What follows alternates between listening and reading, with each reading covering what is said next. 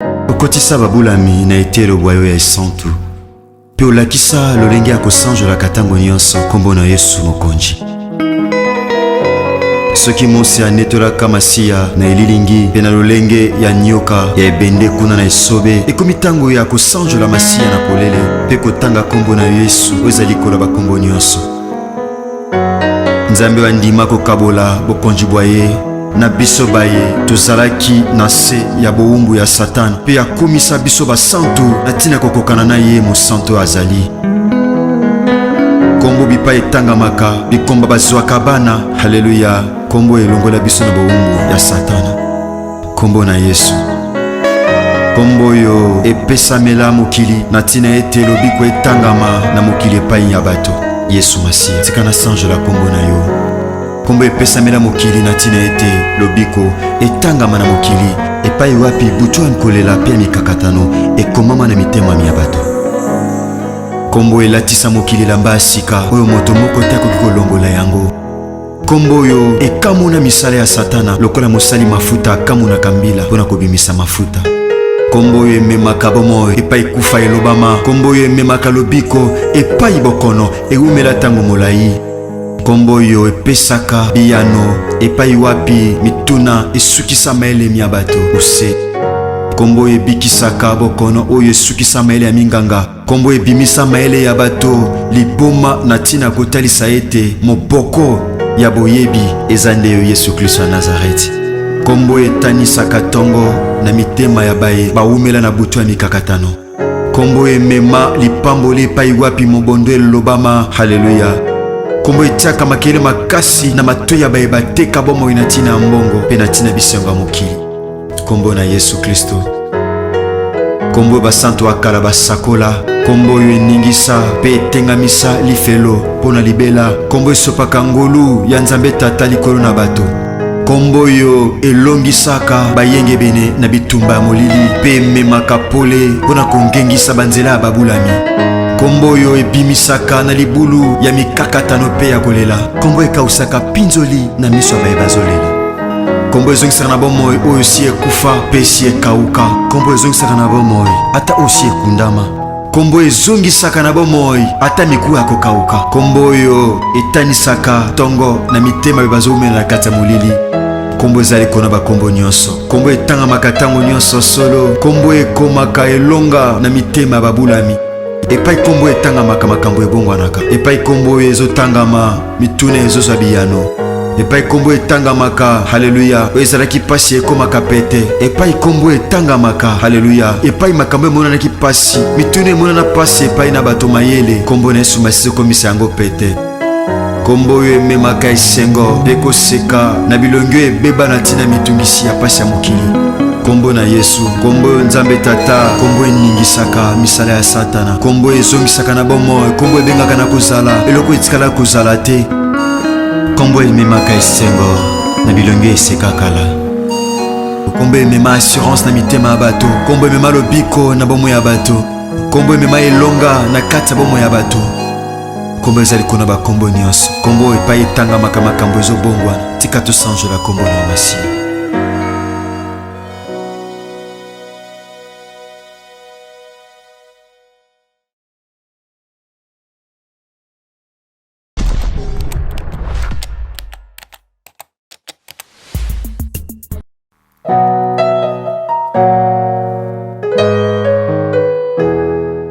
Shalom peuple de Dieu, c'est votre frère Joseph Mukambilu, l'homme de Bravo Jésus.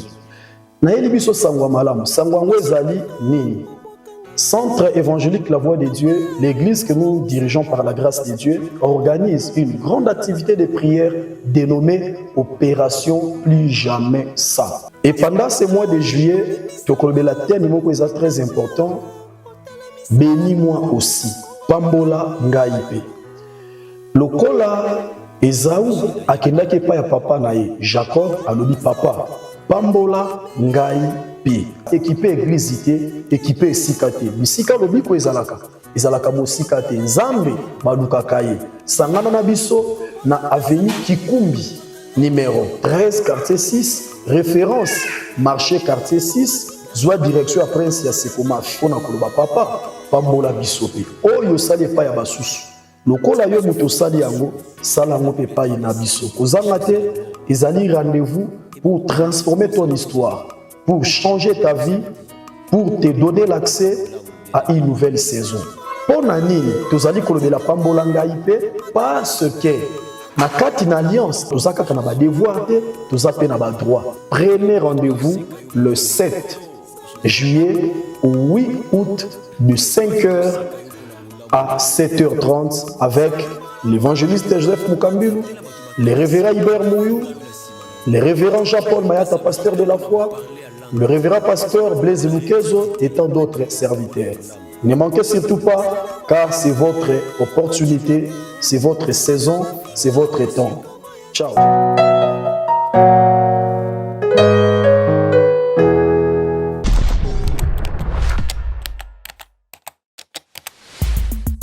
Abonnez-vous massivement et surtout n'oubliez pas de décrocher la cloche de notification pour ne rater aucun de nos programmes.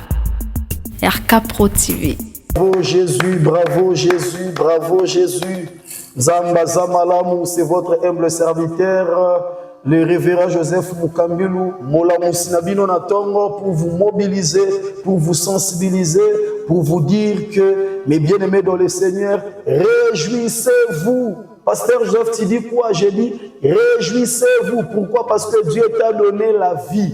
Et n'oubliez pas, moi je dis souvent, le souffle de vie, c'est un don que Dieu donne. Que Dieu donne plutôt à ceux qui ont des choses à faire. Le souffle de vie, c'est un don que Dieu donne à ceux qui ont des choses à faire. Ce qui nous va permettre au monde à dimanche à l'élo. Ce qui nous va permettre, malgré maladie, malgré mitumba, l'élo à l'envie, 4 heures. 3-0, 6-0, aux envie. Baninga mikati na nkolo, yeba ete nzamba za na programme likolo na yo. Lamuka banana mkopesa ye merci. Loba nkolo merci. Nenge na moni tongwa lelo, ezotali ozana programme likolo na ngai. Ozana programme likolo bana na ngai. Ozana programme likolo mwasi na ngai. Ozana programme likolo ba faire na ngai. Tondana nzambe po nango. Est-ce que yebi? Bato batiki ba mbongo na compte bancaire ko lekayo. Bato musu ba kufi na famille ayebi ata code na yete. Bongo peke bongo. Bato musu ba kufi na famille ayebi te. Que non azana mutu mo fois devoir ye $8,000. Bongo kepe bongo. Bato musu ba kufi na famille ba yebi ta zaka pena lopango musu asomba na commune mususu. Et kepe kaka bongo. Tu es en vie, ne regardez pas ce qui est négatif. Regarde d'abord ce qui est positif. Malgré mo bala ngwazo nyoko la yo, menzamba pesi yo pema. Malgré bitumba, mais ozana bana baza en vie. Nalingi bisiko za bana kotonda na nzambe. Lelo la muka ne sengo mwana mama, la muka ne sengo, kende église ne sengo, yemba ne sengo, pesa batu mbote ne sengo. Memela nzambe mololo ona no memela yete. Atoko la culte internet, bete la nzambe ba mololo. Na ine bisayo esprit ozobanda nango journée, eza esprit ya ko accompagner na poste ozokota. Bien-aimé dans le Seigneur, soki journée na yo, obandi yango na mawa, na kanda, na souci, nyonso ya poso, et ozaloka ya mawa, kanda, souci. Libère ta joie, c'est là. La moussa papa na bana, yebise tongo etani po na biso. La moussa chérie na yo, loba tongo etani po na biso. Bozo ke no ser nzambe pasteur, maman pasteur, diacre, diaconesse, alors faites-le avec joie. Si tu peux chanter avec moi, neba ande oyemba te comprendre ngai. Tu es Sanzambe maloba ona nzela loyembo. Salanga inamona nguya ya loboko na yo nimonisa ganga kembo ya bonzambe na yo bongo yo sala papa yango nde koma mabina ngai na tsatsura papa na mabuta Ozazambe na bolingo Obongi na lokumu Yawe lokumu ezayayo Yawe Kanisa nzambo abikisa na maladie ya secret Kanisa nzambo abikisa na problème wana Lobane lokumu ezayayo Kanisa nzambo apesa o mobali Kotala na mtaka barate Azalo mobali na yo Kotala na mtaka mtaba compréhension Azade mwasi na yo Kumisa na nzambo ya pesa wana Salanga inamona Nguya ya loboko na yo Nimonisa na ganga kembo ya bozambe na yo bongo yo salaka papa yango nde ekoma loyembo na ina tatu na papa na mabota ayo zanzambe ozanzambe na bolingo Yesu yo obongi na lokumu papa lokumu ezaya yo Yahweh lokumu ezaya yo kolo lokumu ezaya yo Yahweh matisanga modilo de célébrer Nzambe na famille changer notre Yesu akumama esemwe kota na ndaku nozolanda ngai esemwe kota na couple na yo yamba esengo sala ngai na mona nguya ya loboko na yo mimonisa na ganga kembo ya bozambe na yo bongo yo salaka papa yango nde ekoma loyembo biso totatula papa na mabota nyonso ozanzambe na bolingo obongi na lokumu ezaya yo Yahweh lokumu mokonzi na nkembo lokumu ezaya yo Yahweh lokumu ezaya mopesi sante lokumu ezaya yo Yahweh lokumu ezaya bibomba lokumu ezaya yo Yahweh lokumu ezaya Yesu bipesa lokumu ezaya yo Yahweh lokumu namoni engale lopo na melikisi pe Yahweh lokumu namoni engale lopo na to sécurité Yahweh lokumu ezaya Yahweh lokumu ezaya Yahweh lokumu ezaya Yahweh lokumu ezaya Nzambe lokumu ezaya Nzambe bakanisa ko échouer Nzamba pesi opema bakanisa ko tikala na mois de comment dirais-je na mardi Nzamba kotisio dimanche célébrer bolamu Nzambe Yesu aza malamu ndina proposer biso texte moko rapide na yebi lelo zo kende culte mais je vais t'aider. Écoutez frères et sœurs, culte nyonso epambolaka te, culte nyonso epesaka bolamu te, culte nyonso edelivraka te, culte ezodépendre na attitude okendeli. Voilà pourquoi pendant quelques minutes nalingi nasunga yo attitude nini okozala nango na culte ya lelo, attitude nini okozala nango ntango kolanda mateya ya culte na internet, attitude na yo ekodéterminer lipamboli na yo. Ta foi doit être accompagnée avec une bonne attitude pour recevoir ce que le Seigneur a préparé pour vous. Je suis dans le livre de Marc chapitre 10 verset 46 et je lirai jusqu'au verset 47. Il arriva à Jéricho et lorsque Jésus en sortit avec ses disciples et une assez grande foule, le fils de Timée, Bartimée, mendiant aveugle, était assis au bord du chemin.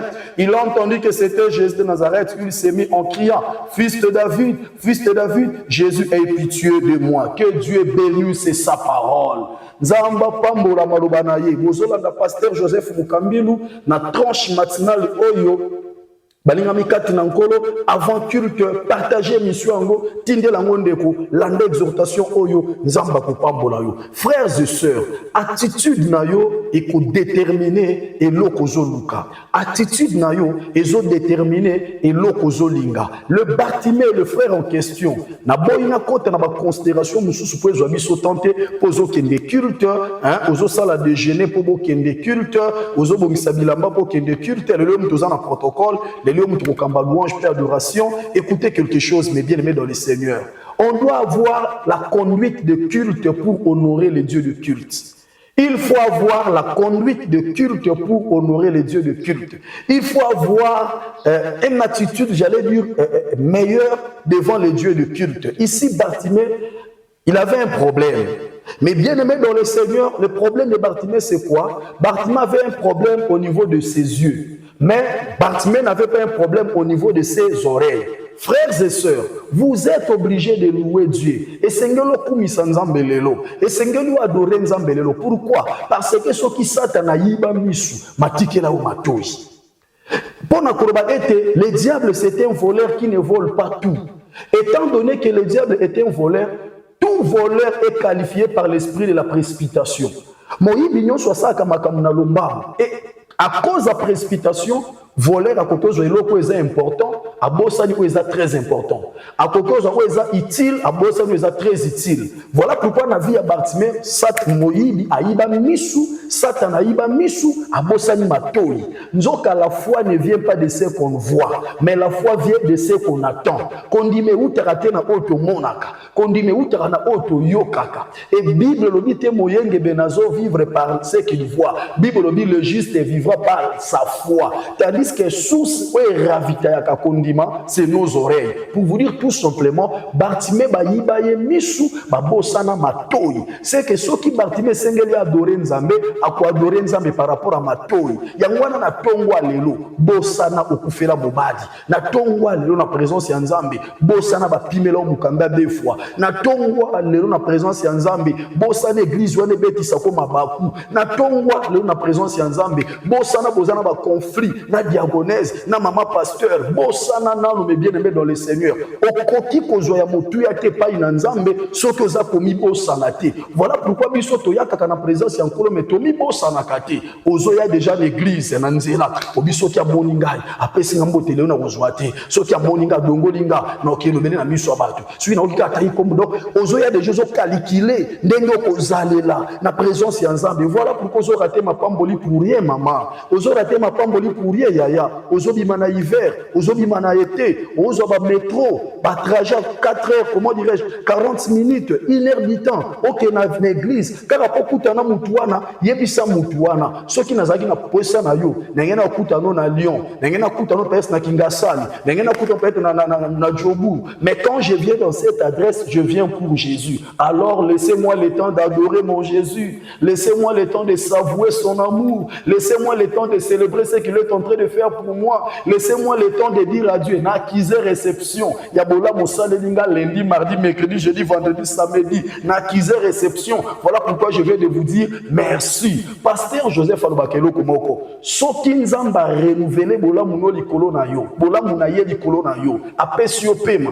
C'est que yo pe faut renouveler louange, ou renouveler remerciement, ou renouveler action de grâce, ou renouveler offrande, ou renouveler prière à remerciement. Pour Nzambo ya salelio bolamu. Joie tant bien-aimé dans le Seigneur. Joie tant bosana ozangi misu. Kanisa ozana matoi. Oye bien loko ozo négligé. Batu ba oluka mo baza. Bartimée, yo zo négligé matoi na yo. Batu ba zo oluka matoi baza. Mais bien-aimé dans le Seigneur, bosana ozangi libala. Pesa Nzambe merci pour pesio bana. Bosana balinga mikati na nkolo ozangi mukanda. Pesa Nzambe merci pour commissiona no sikawana. Bosana balinga mikati na nkolo botami na famille bandoti bazebele. Pesa Nzambe merci pour pesio pe famille chrétien malamu. Pasteur wa lingaka yo, église we lingaka yo. Bosana musalo zwaki silaki. Kanisa Nzamba bikisonde na malade oza bonne santé. Bongo soki musale silaka okufa rapide. Ndo lingaka ozala wapi. Bartimée abosani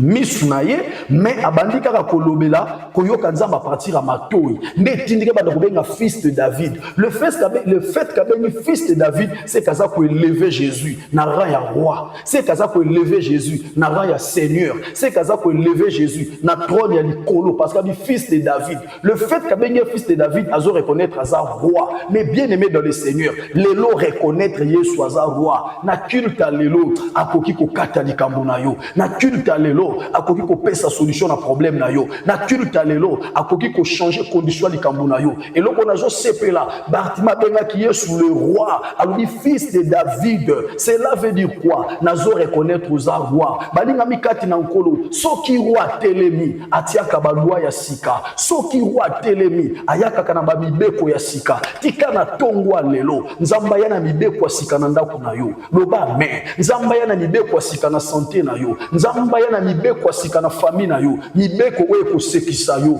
mibeko oye ko zongisa o mutu likolo, mibeko oye ko peso posa ko sambela atele maloko la roi. Soki on dit melinga loba mais bien. Voilà pourquoi mes bien-aimés cela est possible. si seulement vous adoptez l'attitude d'un adorateur, d'une adoratrice, na présence ya Nzambe. Mais bien aimé reconnaître en l'église, zala souple yembela Nzambe, betela Nzambe mulolo, oza chef d'entreprise quelque part, moza chef ya Nzambe te, oza papa ya bana na yo, moza papa ya Nzambe te, oza mwasi ya mobali na yo, moza mwasi ya mobali ya Nzambe te. Pour te dire, il faut avoir l'attitude et la soumission, la présence ya Nzambe pour expérimenter la gloire. Il faut avoir l'attitude ya soumission, la présence ya Nzambe. Yo ke culte, baby si otelema, ozobo ya kotelema, beta mololo, ozobo ya kobeta mololo, yemba, ozobo ya koyemba, zala lokola Bartimée, balinga mikati na nkolo, c'est que j'aime nazo ke na kosuki salande exhortation oyo. Bartima pusani, bagange liye, babele liye, tika makelele. Mais soki nga na yo to nga to tika te, église amonde boye, na ye ba gange la nga boye, ba traiter na longola mona mukie. Et pour Bartimée pénétrer nga fils de David, ba to ba ye liye, tika makelele, tika bazo ko boya ya ganga. Mais bien aimé dans le Seigneur, mutu apekisa yo to linga Nzambe, mutu apekisa yo to salela Nzambe, mutu apekisa yo to luka Nzambe, mutu apekisa yo te opesa le meilleur na yo moko na Nzambe. Pourquoi? Parce que on Nzamba salela yo, kolongolo na mboko yo, akelo na mboko yebi, kolongolo na botutu yo, apeso libala oyo yebi, kolongolo na ba césarienne ba ko bota nango, yo ba ko bota entre la vie et la mort, yo ba ko bota entre la vie et la mort. Nzamba longola yo sili sape mabota na kimia, kolingate mutu influencer foi na yo, kolingate mutu influencer amour na yo na Christ par rapport à envoûtement na ye, par rapport à sale caractère na ye, par rapport à décision na ye. Voilà pourquoi il faut se comporter le col à Bartimée. Bisika opposition ça triompher. Koyemba te par rapport à Imera Batu. Koyemba te par rapport à Batbaye Mouké na culte. Koyemba te nzemba mwezo beta bien te instrumer ça hors gamme. Non, exprime ta joie à Jésus. Bartimée talité batu bazo bisa vanda. Pourquoi? Batu musubaka na présence ya Nzambe na participer na culte. C'était pourquoi? Parce que place batieye et honoré était. Nenge protocole ya melié a honoré était. N'est pasteur à lobby, et honoré. Non, il y a des choses à surmonter, mes bien-aimés. Ce que vous avez s'accrocher dans ma cambouana, au kozanga lipamboli, au kozanga bola mwanzambe, surmonter en haut. Dieu a besoin de toi ce matin. Dieu m'a envoyé pour préparer ton cœur, afin que tu puisses bénéficier de toutes les étapes. Nanya yebi, celui qui a mololo pamba obete la nzambe kola ko l'espace concerne nous autres naye. Nanya yebi, celui qui a maboko pamba obete na culte, Dieu va briser le chef de ta vie. Nani ayebi, celui qui a ndongo zotambolo zo ke l'église wana, nzamba za ko éloigner na ba mauvais sort. Nani ayebi, frères et sœurs, dans la présence de Dieu, Dieu opère des fois des choses inentendues. Makambo yeba kité. Oyebi bola mo nzambe de fuza ola appel téléphonique. Oyebi nde na ote ya bino wa, ezana ba appel busu ezokota na oyambati. Ba tongo ba oyeba ke na ote ya, ba obenganga. Oui, nzambe beso alinga salo bolam, a peso préavité que culte salelonde na okangola yo. Que bien aimé dans le Seigneur, zalana attitude malamu na kiruti nengo zokende kolobate bazoteya pasteur azoteya kaka po yoka ki makambu nanga te mutu azoteya wana za nzambo ya kela likolo na se na nzela mosali na ye ayebi l'erreur na yo ayebi ba faute na yo yango atindi baloba makambu na po yo bongola obongwa na malamu po ozwa mapamboli oyo abongisi po na yo nzamba pambola biso Bartimée abeti bango kara kiruta lelo pasteur Joseph Alobi, Bakinos Bokogobe, Choma Baku, Beta Bango Kara. Focus vers l'objectif. Focus vers le culte. Focus vers le culte. Nayeli binote, nayeli nzambe. Ah oui, nayela kabinote, nayela nzambe. Pour qu'il y ait culte, balinga mikata nankolo, et a meilleure rencontre avec son créateur. Yoka. Tant Bartimée poussani. Aïe, aïe, aïe, aïe, aïe, aïe. Et ça l'est bien. Lorsque Bartimée poussani, nzamba yokiye. Balinga mikati nankolo. Landa likamu. Bartimée banda koganga. Fils de David, fils de David, fils de David, fils de David. Réponse ezoyate. Matiki ta continué, hein. Ne faut pas abandonner, il faut continuer. Ne faut pas laisser, il faut persévérer. Ne faut pas se relâcher, il faut percer encore. Alléluia. Kotika tepo na kenda église ango, nzamba sala nini ango, na bebisa bambongo na nga métro, na wana otika kutu bana, fona zo swanda kunanga. Non, na première voix ba yoka ba premier cri, ba répondra Bartimée peut-être qu'il t'a lelo, mais nzaba bongisi ya solution pour na yo. Nanya yebi alors, prends courage, sokola kende église. Comment na musika te bisika lipamboli eza bisika lobiko ezalaka musika te yo pe mutu olandaka baculte na internet bongama nde tozolanda yango na ndako mabelo sikoyo oza kotie télévision olanda yango na internet mais distraction kuna okalinga mipanzi a ozongi na culte estce so ozali pe na église na bio na Kinshasa ovandi pene olanda mateya olingaki otika okenda ndako okalingi mipanzi ozongi so oti ofrande oke okalingi mipanzi ozongi oyoki banosi non même sikoyo ozolanda culte na ndako attitude ezo dépendre na yo des hôtels c'est loko kozwa kota na chambre télévision na chambre eza mikanga des heures d'état culte aussi là na salon yebisa bana ba dira ba déranger oté zalande na culte et kozala malamu mingi yo mabe na yo landa ndé siko o landa butu donc o sukula bilamba ozongi ba communauté pinino e matele ki e na wana zo landa culte te zala concentré na culte bâtiment zala ki concentré zo ganga nzamba yo kiye na zondi malelo ato offrande kopesa nzamba koyoka yo ata mololo kopesa nzamba koyoka yo eloko na yebi ta nzamba yoka ki Bartimée Bible lobi Yesu atelemaki aïe frères et sœurs nous avons beaucoup de positions dans la vie et chaque position a sa signification. La position debout c'est la position de l'action. Cela veut dire quoi? Le fait que Yesu atelemaki kwa sala eloko moko na zondi manatongwa lelo kri na yo kobeta mololo na yo offrande na yo Yesu akotelema pona yo Yesu akotelema pona bana na yo Yesu akotelema pona santé na yo mwana moko botika na Afrika koma kobela bela makambune simba gate lelo Yesu akotelema mama na yo akote hôpital abimi changement zo mona na te lelo Yesu akotelema ministère na yo pasteur et komi lokola bitumba ya est chaque fois bandimi bazo kima makambo ezo beba na lobi na kombo na Yesu lelo Yesu akotelema pona ministère na yo na domaine na finance église eza nango bien mais makambo mbongo esimbaka te église eza nango bien mais ba serviteur nde bayaka te. J'ai pris au nom de Jésus ndemo oganga lelo par ta louange par ton adoration Yesu akotelema soki Yesu atelemi bien aimé dans le Seigneur nini elandaka et loko mibale tant Yesu atelemi Bible lobi nzela emonani ayebisi bato na babenga ye nzela emona donc soki Yesu atelemi nzela komonana awa nazote ya mutu moko aluka nzela libala zwate aluka nzela musala zwate aluka nzela bimisa mutu azwate aluka nzela a se sauver na kawana ezate aluka nzela ba brancher ezate mais soki Yesu atelemi nzela emonanaka Yesu nazote ya yo yende na désert na Exode chapitre 14 tango atelema nzela emonana na mai ekabwana baleka. J'ai pris au nom de Jésus yo muto luka nzela ozwate oluka nzela libala ozwate nzela kobota ozwate nzela voyage ozwate na lobi na tongwa lelo ndenge ozolandanga dimanche lelo nzela emonana nzela ya succès monana nzela élévation monana nzela ya bénédiction monana nzela ya gloire monana nzela ya prospérité monana au nom suprême de Jésus-Christ. Est-ce que koloba amen ya bien kaka teta où Yesu ayoki Bartimée nzela monani mais Yesu tango ayoki pe Bartimée a changé bato bazali pembe na rôle. Oui,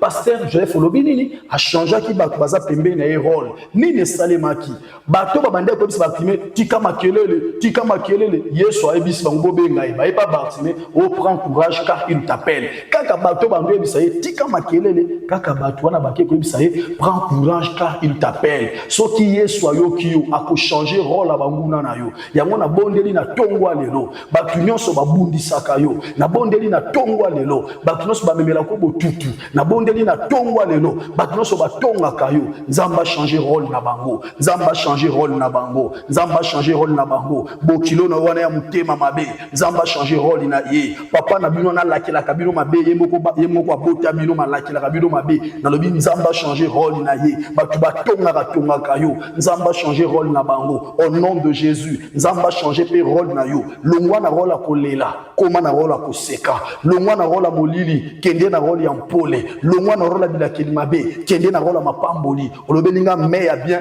nzamba changer rôle na yo na tongwa lelo prière okosala nzembo kosala etindika nkolo a changer rôle na yo au nom de Jésus na prophétiser pour na yo rôle obeta qui semaine passée eza rôle okobeta semaine otozokota te soki semaine passée ezaki semaine ya ba échec semaine ya ba déception mais semaine otozokota nzamba tindinga na bisayo a changer rôle na yo yo pe kende longa yo pe kende kende tonga, yo pe kende somba, yo pe bengisa baleki, yo pe sala kombo na famille, yo pe sauver honneur à famille, yo pe relever famille, yo pe bâtir église, yo pe relever génération. Comme référence l'église Nabino, comme référence na église Nabino, na département ba maman, na département jeunesse, na ba partenaire, bimi sape mutu, nzamba changer rôle na yo, olela mingi seka sikoyo mingi, obungisa mingi, gagner sikoyo mingi, ba yina yo mingi sikoyo nzamba tinde yo ba kolinga yo mingi. Pourquoi? Tango Bartimée balinga mikati na nkolo, mais bien aimé dans le Seigneur, Yesu a changé rôle na ye, bat bande ko kima ye, azana nzamba la solo,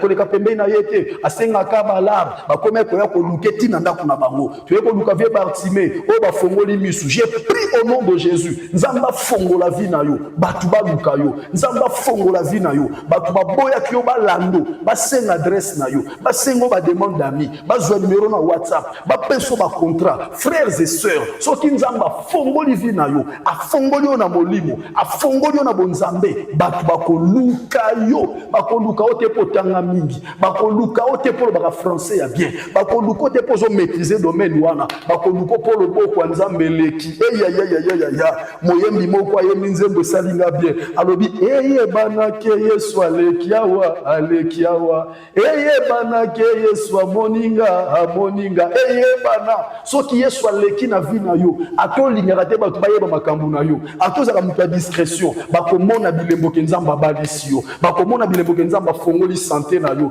bande konanga bilembo ya délivrance emona na katane longi ya mutu, oyebeza na mutu muso azolia na ye, azone salaire bien, melongezo nuna, elongezaka makasi, elongezaka na souci, elongezaka na mawa, elongezaka na botutu, mais soki Yesu aleki na nzela na yo, afongola quand même elongi, bato ozongi jeune, oye munene, mafuta mi ozo pakola, babupe silite, na pakoli mafuta te, ngolu eleki, loboko nzambe eleki, mopepalo leleki, misala lo le kotiawa. J'ai pris au nom de Jésus, ndenga lekaki na via Bartimée, atiki bilemo, yo mutozo kanga na tongwa lelo, na yaki nonksho ko ebisa yo, aleka na ndaku na yo, atiki lo bilembo, aleka na libala wana, oyo monisi kabwani bwana na procédure à divorce, aleka tika bilembo restaurer yango au nom suprême de Jésus.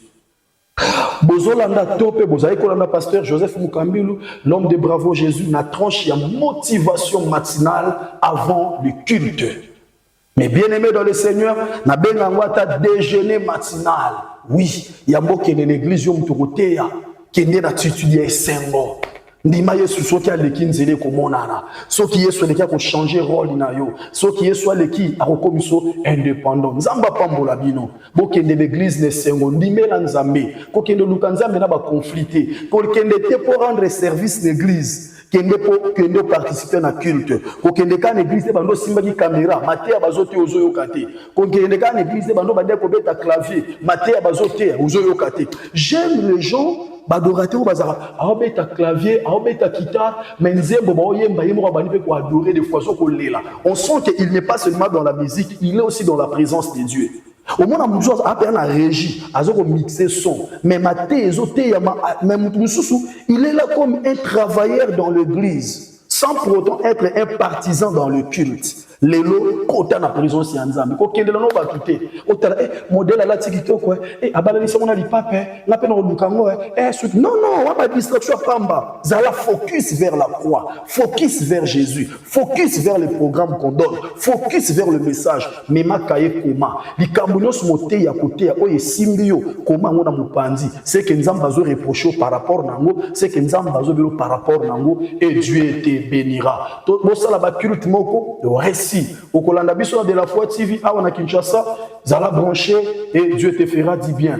Au Kolanda biso na bravo Jésus un TV Nzambe a pambola yo. Au Kolanda na église na bino Nzambe a pambola yo na ika ko yebisa yo te tongwa lelo ezala tongo ya ba bonne nouvelle pour na yo créer esengo na yo yo moko pesa atmosphère na journée à lelo pour ya mone ko influencer pour son yo na pambola yo. Père au nom de Jésus na pamboli pour so yo tokoti. Père, au nom de Jésus, bah mouvement ya dimanche à la béni. Père, au nom de Jésus, to fonctionner na présence à ciel ouvert. Et culte à l'élo et que la biso bilemo inoubliable. Na kombo na Yesu Masia na longoli boli mwakanda, ya souci, ya jalousie, ya mipepe ya maladie. na bayeba bonga mibakende kokutana na yo na nzela ya baculte tika ete nkolo nyonso ekosala meza la pour ta gloire au nom de Jésus amen.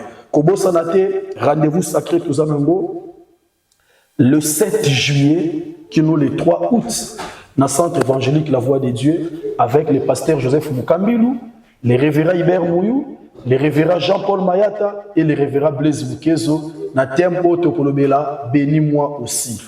Ozana musika landa biso na internet, s'abonner na Bravo Jésus NTV, salanga demande ami na Joseph Mukambilou na Facebook, okolanda biso kola kopambola. Olingo sunga pe musala yango ba numéro na biso soki na 199 osali ata geste to somba 1 litre à carburant. To louer groupe, to louer kit, mkolo apopambola yo. Demeurons bénis, à la prochaine. Ciao. Zambe. Nasali mokili onini na kimi kichasa makambu. Nazongi suna mboko yo biloko ekei. Bakoli ekei ngai bakoli na ngai. Bakosi. Mais kamili bozolela yo mona nzela. Sinanga makambu na makambu. Bana poto basungi nga bakabeli nga babiloko ndenge na ndenge. Lakisaki biso kuna agence yango. Ezalaka agence te lupango ba. Omoni na France mobimba. Europe yo. Surtout na Île-de-France. Île-de-France. Agence ezakaka moko. FB International. Mutuka na cheki ekei ngai.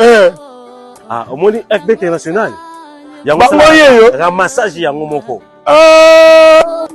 Omoni FB International. Yango FB International. Ezakaka na Congo Kinshasa kaka te. Sikoyo ebakisi pe ma voyage ya Angola. OK. Lelo pe bato bazotia même espèce awa na France, bato bazwi na Angola. Et bongo pona biso to pe ba nyonso baza pe na mbongo. Na FB International transfert ya mbongo pe sala maka. Ce côté na 12h30, 12h31 mutazui. Même na Angola, ceux qui ont fait si mbongo en France, ne connaissent vu à partir d'Angola peine. Mosala nzambe évangéliste kosi. Na nina tuna yo moyo. Ezala mutu aza na mutuka. Ezala mutu yo asombi eloko nyonso oyo aza nango posa. Danilité ya kanda na kata FB International. Ezala mituka totindaka. FB International. Nandimi nasali erreur. Kobanda lelo. Vina ngai kotinda biloko na Angola, na Kinshasa. Na kobanda kosalela agence FB International. Et pas ya Fiston Basende. Telemela FB International. Façon na kopakola ye akozapa.